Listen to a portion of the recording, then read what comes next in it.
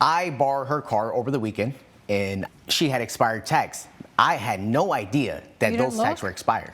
You didn't look? Oh, I didn't bother to look. I didn't feel it was my responsibility to go around the car and inspect it. We had an agreement that she would let me borrow her vehicle over the weekend if I returned it by Monday after running a few errands for her. Yes. Okay. So, Ms. Hernandez, when did the tags expire? The registration? The tags expired about a month prior, and I had that grace period, and Monday was the day that the grace period was over. And you let him borrow the car knowing the tags were expired? I did let him borrow the car, yes, and it had slipped my mind at the time. Okay. All right.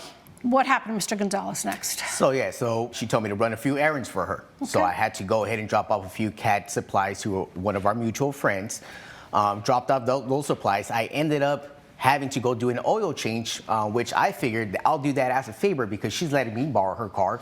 I went to go do the oil change. I pay for it out of my pocket. I got it. As I You was paid out of your leaving- pocket. Yes, Well, right. How much So- did you spend on oil change? $75. Okay, $75. Yes, so as I was leaving, I was driving the vehicle back to her house. I ended up getting a flat tire. Once I looked at all the other 3 tires, they were fine, but they were pretty old. They seemed like they were never been changed since the day they bought the vehicle. I couldn't go and actually replace it at the moment, so I was like, okay, Tuesday morning, I'll wake up a little earlier before I go to work, go get the tire fixed, and return her car properly. Bro, you are doing way too much. Obviously, this woman doesn't care about her car. The tags are expired. It needs an oil change. The tires are about to blow. One of them did blow. Yeah, some friend she is. You didn't borrow a car, dude. You borrowed a death machine on wheels. And the police officer pulled me over, told me, do you know why I pulled you over? And I said, I have no idea. I was driving fine. He told me, do you know that the tags are expired? And I was like, well, I have no idea because this is not my vehicle. So he told me, whose is it? I said, it's my friend's Bianca. She's out of town. She let me borrow it. Then he gave me a ticket. How much was the ticket? Ticket was about $200. $200. Is it about or was it? It is exactly $200, yes. So $200 for the ticket, okay? And I guess the rest is the oil change in the tire? that Yes, you're the suing oil for? change in the tire, correct. Unfortunately, the state of California will give the driver the ticket. Strict liability, no questions asked. Right. It doesn't matter if it's your car, my car, Cinder's car, it does not matter. Or Bianca's car. The driver will get the ticket. So the ticket is your responsibility. Correct. You have to pay the $200.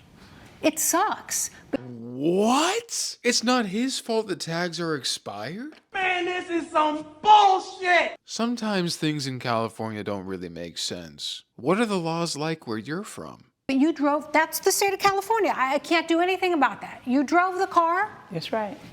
tickets are expired, you have to pay for it. That's right. Period.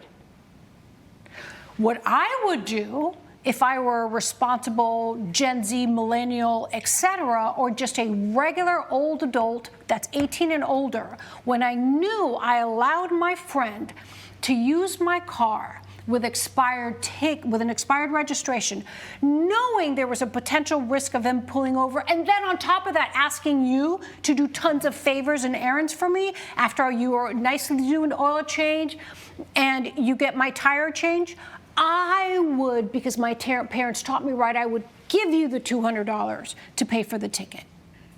But that's me. I don't think that's her. Dang!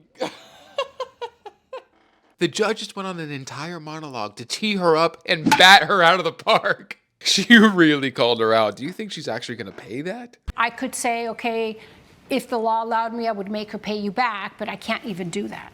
So unfortunately, I'm going to deny that part of the claim for the $200. And what about for the tire ticket. and the oil Well, change? it sounds like the oil change, you said you did it out of the personal favor because you were so grateful to her. And Your Honor, I did have the intention of helping out with the tire when I returned. He got it fixed before we had spoken. We had that agreement. I said I would pay you back. I got it fixed Then until it was I had flat. to take care of my car. I had to get a P&O. Funds went there.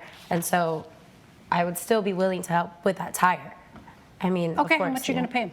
The $150, it was, he was driving on my car. Are you voluntarily saying that you will reimburse him $150 out of the goodness of your own heart?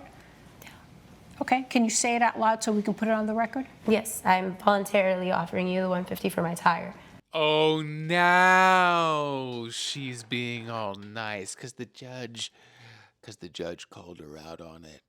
What a fake Friend. Sure, she let him borrow her car. But let's admit, I've said it once before, that thing was a death machine on wheels. My conspiracy is that she's secretly trying to 86 him. That's the only thing that makes sense here, because this woman doesn't make any sense. I can't help you with the ticket, though.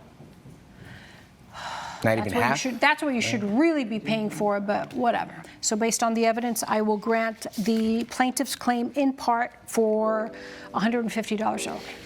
Good luck, guys.